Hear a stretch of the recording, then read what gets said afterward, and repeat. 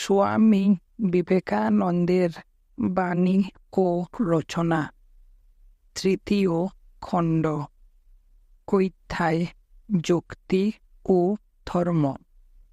লন্ডনে প্রদত্ত বক্তৃতা।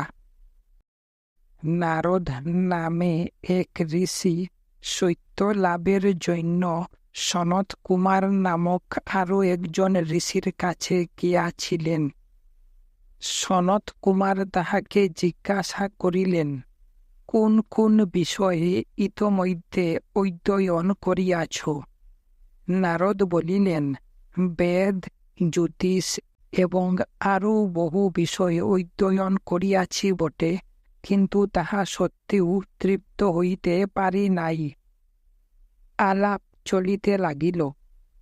প্রসঙ্গক্রমে সনত কুমার বলিলেন, বেদ, জ্যোতিষ ও দর্শন বিষয়ক যে জ্ঞান, তাহা গৌণ, বিজ্ঞানগুলিও গৌণ।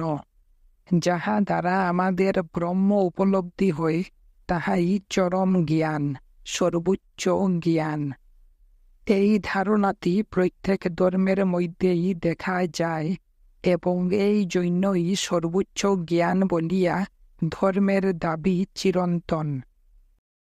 বিজ্ঞানগুলির জ্ঞান যেন আমাদের জীবনের একটুখানি অংশ জুড়িয়া আছে, কিন্তু ধর্ম আমাদের কাছে যে জ্ঞান লইয়া আসে, তাহা চিরন্তন। ধর্ম যে সত্যের কথা প্রচার করে, সে সত্যের মতো এ জ্ঞানও সীমাহীন।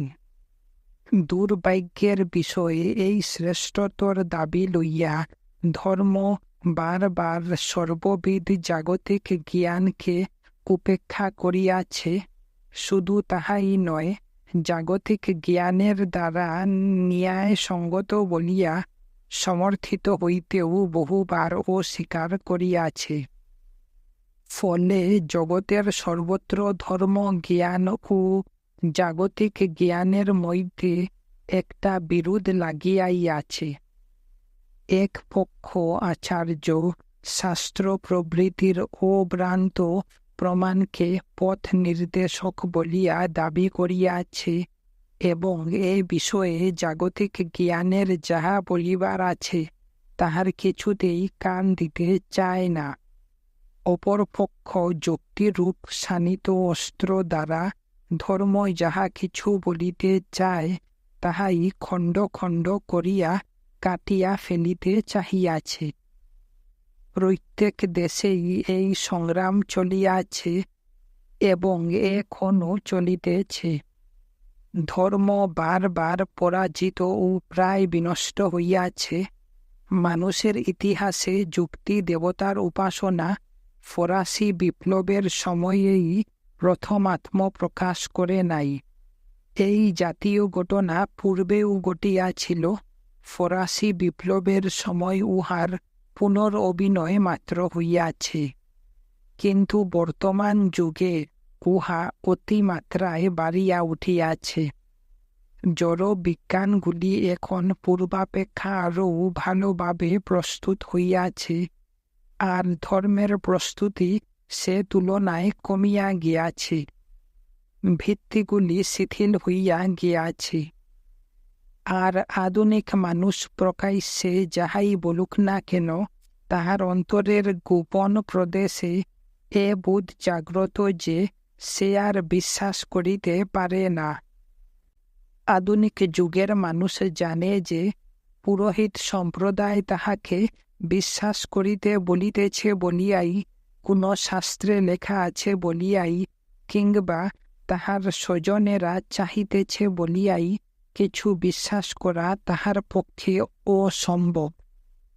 অবশ্য এমন কিছু লোক আছে যাহারা তথাকথিত জনপ্রিয় বিশ্বাসকে মানিয়া লইতে প্রস্তুত বলিয়া মনে হয়, কিন্তু এ কথাও আমরা নিশ্চয় জানি যে তাহারা বিষয়টি সম্বন্ধে চিন্তা করে না।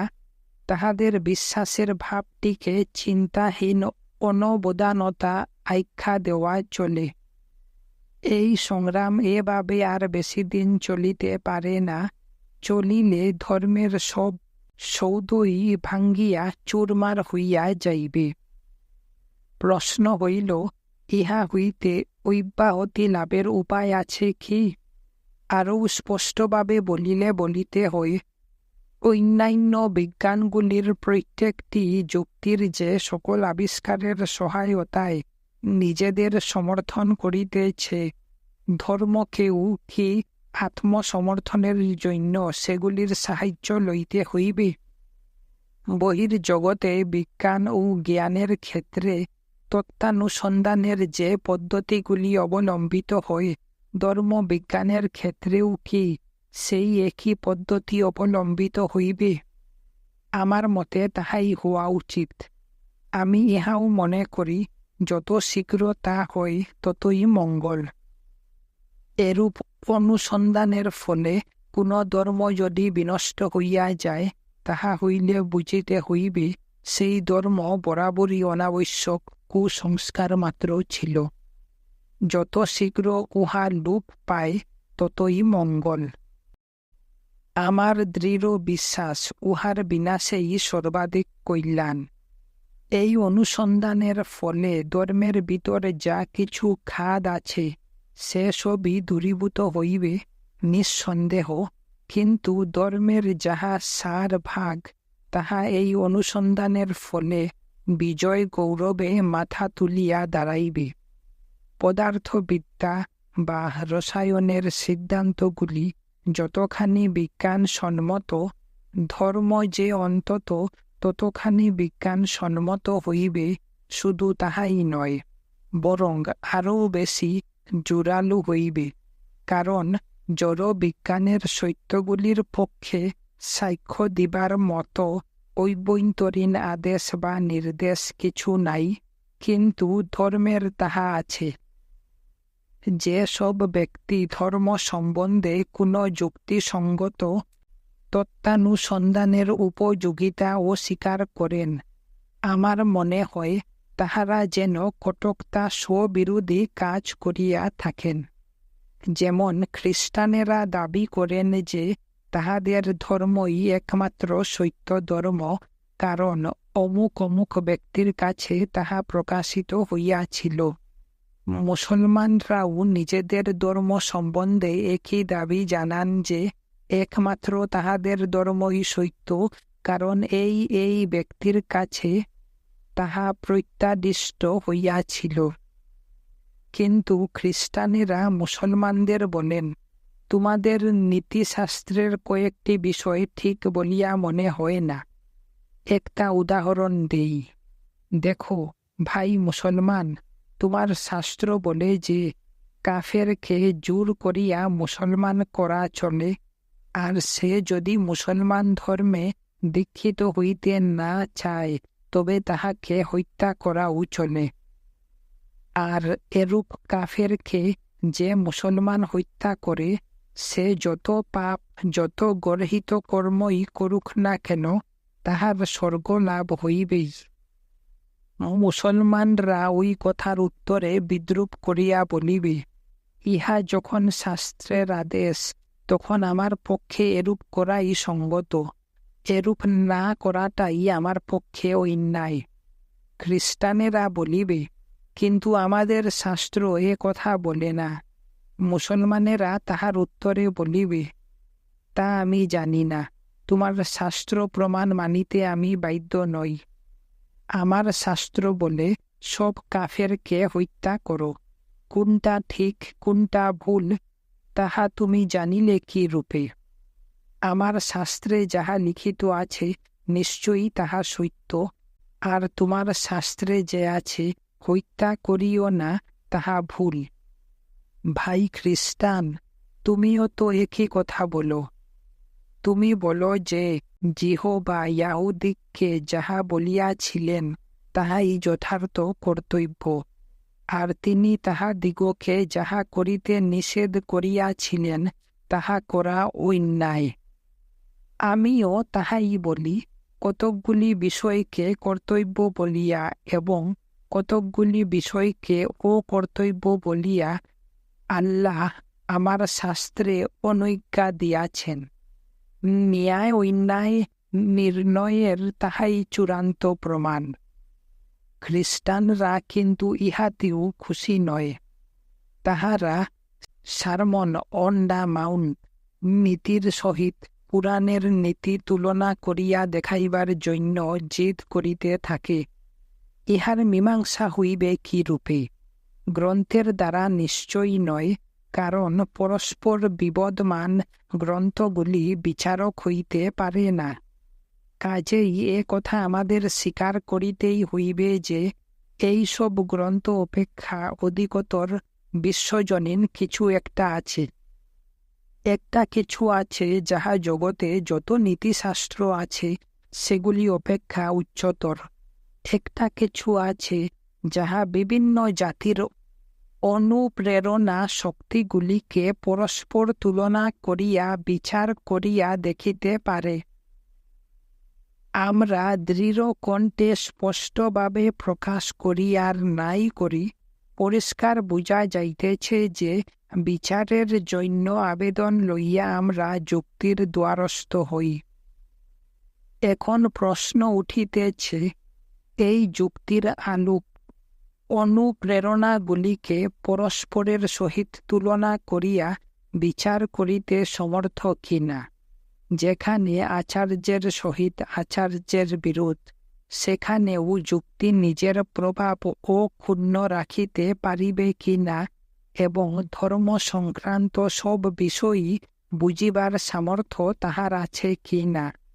যদি না থাকে, তবে আচার্যে শাস্ত্রে শাস্ত্রে যে জঘন্য বিরোধ যুগ যুগ ধরিয়া চলিয়া আসিতেছে, কোনো কিছু দ্বারাই তাহার মীমাংসা হওয়া সম্ভব নয়।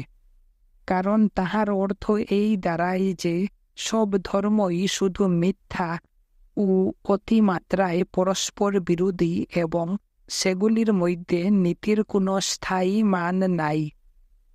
ধর্মের প্রমাণ মানুষের প্রকৃতিগত সত্যের উপর নির্ভর করে, কোনো গ্রন্থের উপর নয়। গ্রন্থগুলি তো মানুষের প্রকৃতির বহিঃপ্রকাশ, তাহার পরিণাম।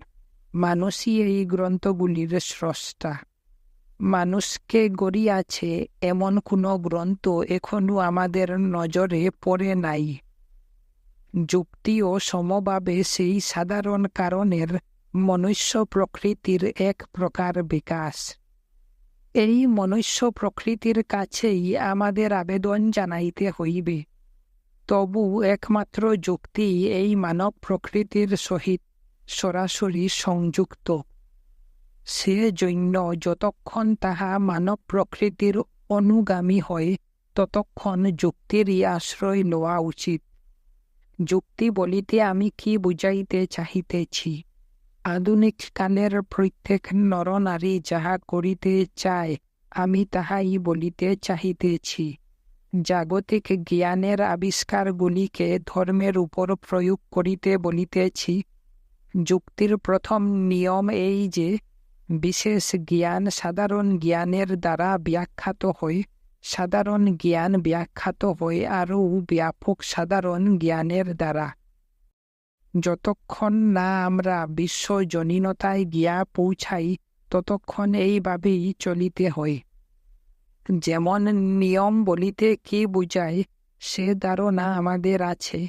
একটা কিছু ঘটিলে আমাদের যদি বিশ্বাস হয় যে কোনো একটি নিয়মের ফলেই তাহা ঘটিয়াছে, তাহা হইলে আমরা তৃপ্ত হই। আমাদের কাছে উহাই কার্যটির ব্যাখ্যা। এই ব্যাখ্যা অর্থে আমরা ইহাই বুঝাইতে চাই যে কার্যটি দেখিয়া আমরা অতৃপ্ত ছিলাম, এখন প্রমাণ পাইলাম যে এই ধরনের হাজার হাজার কার্য ঘটিয়া থাকে।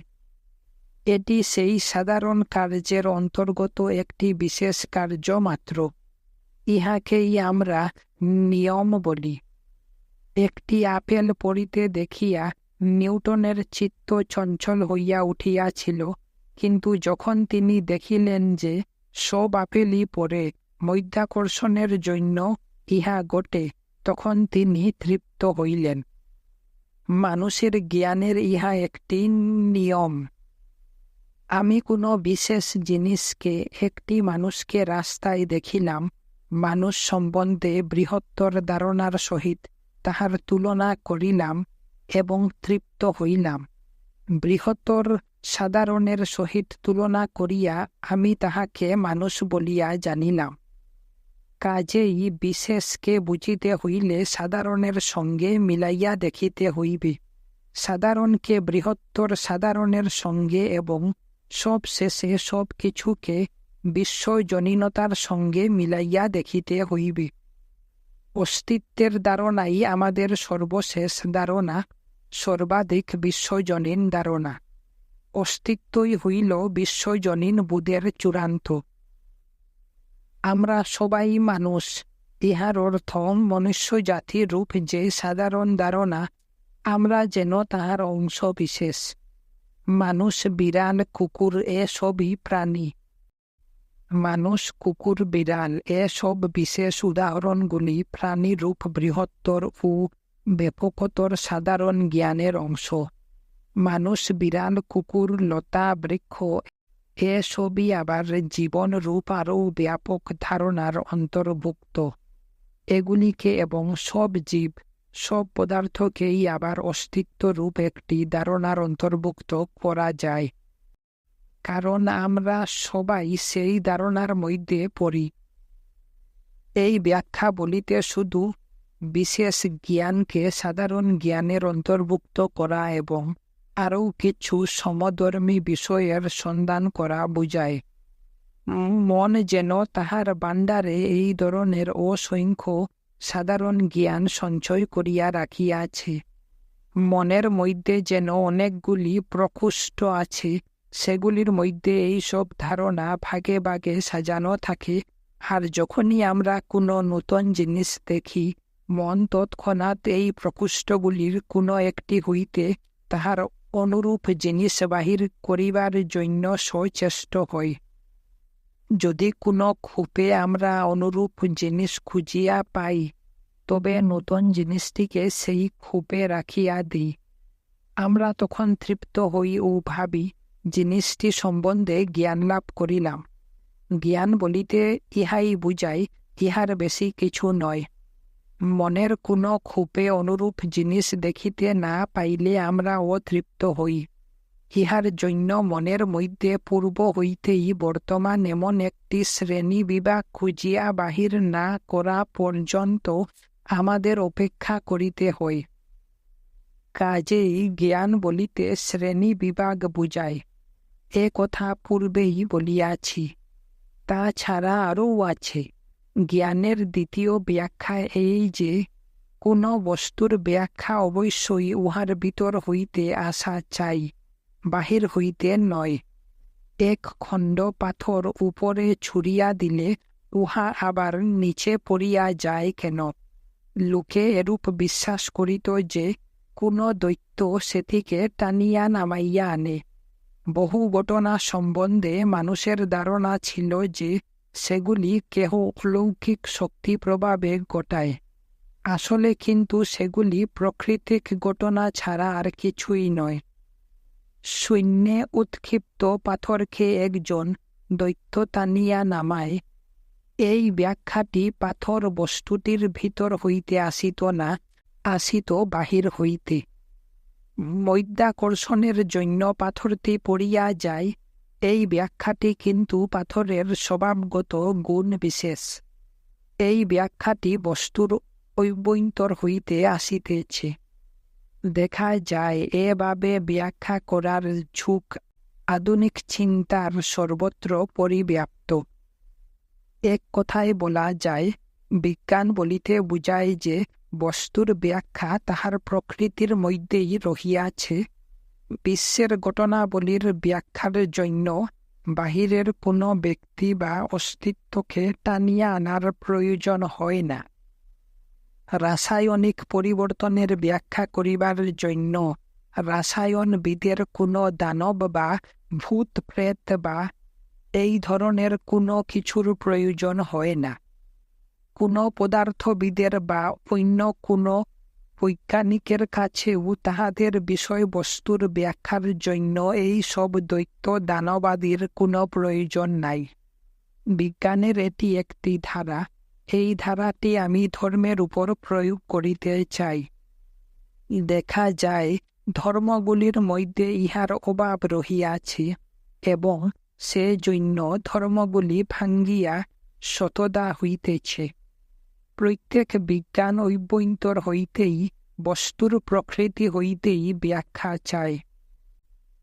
ধর্মগুলি কিন্তু তাহা দিতে পারিতেছে না। একটি মত আছে যে ঈশ্বর ব্যক্তি বিশেষ এবং তিনি বিশ্ব হইতে সম্পূর্ণ পৃথক এক সত্তা। এই ধারণা অতি প্রাচীনকাল হইতে বিদ্যমান। ইহার সাপেক্ষ বরাবর এই যুক্তি প্রযুক্ত হইয়াছে যে বিশ্ব হইতে সম্পূর্ণ পৃথক অতি প্রাকৃতিক একজন ঈশ্বরের প্রয়োজন রহিয়াছে। এই ঈশ্বর ইচ্ছামাত্র বিশ্ব সৃষ্টি করিয়াছেন এবং ধর্ম বিশ্বাস করে তিনি বিশ্বের নিয়ন্তা। এসব যুক্তি তো আছেই, তাছাড়া দেখা যায় সর্বশক্তিমান ঈশ্বর সকলের প্রতি করুণাময় বলিয়াও বর্ণিত হইয়াছেন। এদিকে আবার সেই সঙ্গে জগতে বৈষম্যও রহিয়াছে। দার্শনিক এসব লইয়া মোটেই মাথা ঘামান না। তিনি বলেন, ইহার গোড়ায় গলদ রহিয়াছে, এই ব্যাখ্যা বাহির হইতে আসিতেছে, ভিতর হইতে নয়। বিশ্বের কারণ কি?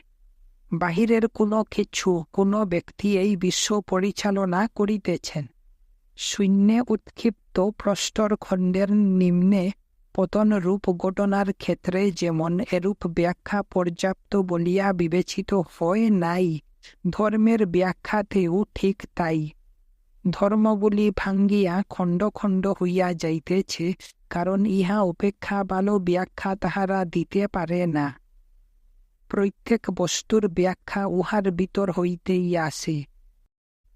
এই ধারণার সহিত সংশ্লিষ্ট আরও একটি ধারণা হইল আধুনিক বিবর্তনবাদ। দুইটি ধারণাই একই মূল তত্ত্বের অভিব্যক্তি। সমগ্র বিবর্তনবাদের সরল অর্থ বস্তুর স্বভাব পুনঃ প্রকাশিত হয়। কারণের অবস্থান্তর ছাড়া কার্য আর কিছুই নয়। কার্যের সম্ভাবনা কারণের মধ্যেই নিহিত থাকে। সমগ্র বিশ্বই তাহার মূল সত্তার অভিব্যক্তি মাত্র, শূন্য হইতে সৃষ্ট নয়। অর্থাৎ প্রত্যেক কার্যই তাহার পূর্ববর্তী কোনো কারণের পুনরভিব্যক্তি। বিভিন্ন প্রস্তুতিতে শুধু তাহার অবস্থান্তর ঘটে। সমগ্র বিশ্ব জুড়িয়া ইহাই ঘটিতেছে। কাজেই এই সব পরিবর্তনের কারণ খুঁজিতে আমাদের বিশ্বের বাহিরে হাতড়াইবার প্রয়োজন নাই। বিশ্বের ভিতরেই সেই কারণ বর্তমান। বাহিরে কারণ খোঁজা নিষ্প্রয়োজন। এই ধারণাটিও ধর্মকে ভূমিসাৎ করিতেছে। যেসব ধর্ম বিশ্বাতিরিক্ত একজন ঈশ্বরকে আঁকড়াইয়াছিল, তিনি খুব বড় একজন মানুষ ছাড়া আর কিছুই নন, এই ধারণা এখন আর দাঁড়াইতে পারিতেছে না। যেন জোর করিয়া টানিয়া এ ধারণাকে ভূপাতিত করা হইতেছে, ধর্মকে ভূমিসাৎ করা হইতেছে বলিতে আমি ইহাই বুঝিতেছি। এই দুইটি মূল তত্ত্বকে তৃপ্ত করিতে পারে এমন কোনো কর্ম থাকিতে পারে কি? আমার মনে হয় পারে। আমরা দেখিয়াছি, সর্বপ্রথমে সামান্যীকরণের মূল তত্ত্বগুলিকে তৃপ্ত করিতে হইবে। সামান্যীকরণের তত্ত্বগুলির সঙ্গে সঙ্গে বিবর্তনবাদের তত্ত্বগুলিকেও তৃপ্ত করিতে হইবে। আমাদিগকে এমন একটি চরম সামান্যীকরণে আসিতে হইবে, যাহা শুধু সামান্যীকরণগুলির মধ্যে সবচেয়ে বেশি বিশ্বব্যাপী হইবে না, বিশ্বের সব কিছুর উদ্ভূত তাহা হইতে হওয়া চাই। উহাকে নিম্নতম কার্যের সহিত সমপ্রকৃতির হইতে হইবে, যাহা কারণ, যাহা সর্বোচ্চ, যাহা চরম, যাহা আদি কারণ, তাহাকে পরম্পরাগত কতকগুলি অভিব্যক্তির ফলে স্বজ্ঞাত দূরতম নিম্নতম কার্যের সহিত ভিন্ন হইতে হইবে। বেদান্তের ব্রহ্মই এই শর্ত পূরণ করেন, কারণ সামান্যীকরণ করিতে করিতে সর্বশেষে আমরা গিয়া যেখানে পৌঁছিতে পারি সেই ব্রহ্ম তাহাই। এই ব্রহ্ম নির্গুণ অস্তিত্ব, জ্ঞান ও আনন্দের চরম অবস্থা, সচ্চিদানন্দ স্বরূপ। আমরা দেখিয়াছি মনুষ্য মন যে চরম সামান্যীকরণে পৌঁছিতে পারে তাহাই অস্তিত্ব অর্থাৎ স্বর। জ্ঞান অর্থাৎ চিৎ বলিতে আমাদের যে জ্ঞান আছে তাহা বুঝায় না। ইহা সেই জ্ঞানের নির্যাস বা সূক্ষ্মতম অবস্থা। ইহাই ক্রম অভিব্যক্ত হইয়া মানুষ বা অপর প্রাণীর মধ্যে জ্ঞান রূপে ফুটিয়া উঠে। বিশ্বের পিছনে যে চরম সত্তা রহিয়াছে কাহারও আপত্তি না থাকিলে বলিতে পারি, এমনকি চেতনারও পিছনে যাহা রহিয়াছে জ্ঞানের সূক্ষ্ম সত্তা বলিতে তাহাই বুঝায়। চিৎ বলিতে এবং বিশ্বের বস্তুসমূহের সত্তাগত একত্ব বলিতে যাহা বুঝায় উহা তাহাই। আমার মনে হয় আধুনিক বিজ্ঞান বারবার যাহা প্রমাণ করিয়া চলিয়াছে তাহা এই, আমরা এক। মানসিক, শারীরিক, আধ্যাত্মিক সব দিক দিয়াই আমরা এক। শরীরের দিক হইতে আমরা পৃথক এ কথাও বলা ভুল। তর্কের খাতিরে ধরিয়া লইতেছি আমরা জড়বাদী। সে ক্ষেত্রেও আমাদের এই সিদ্ধান্তে উপনীত হইতে হইবে যে সমগ্র বিশ্ব একটা জড় সমুদ্র ছাড়া আর কিছুই নয়। আর সেই জড় সমুদ্রে তুমি আমি যেন ছোট ছোট ঘূর্ণি। খানিকটা জড় পদার্থ প্রত্যেক ঘূর্ণির স্থানে আসিয়া ঘূর্ণির আকার লইতেছে, আবার জড় পদার্থ রূপে বাহির হইয়া যাইতেছে। আমার শরীরে যে জড় পদার্থ আছে কয়েক বছর পূর্বে তাহা হয়তো তোমার শরীরে ছিল, বা সূর্যে ছিল, বা হয়তো অন্য কোনো গ্রহে বা অন্য কোথাও ছিল। অবিরাম গতিশীল অবস্থায় ছিল। তোমার দেহ, আমার দেহ, এ কথার অর্থ কি? দেহ সবই এক। চিন্তার বেলাও তাই। চিন্তার একটি অসীম প্রসারী সমুদ্র রহিয়াছে। তোমার মন, আমার মন সেই সমুদ্রেরই ভিতর দুইটি ঘূর্ণি বিশেষ।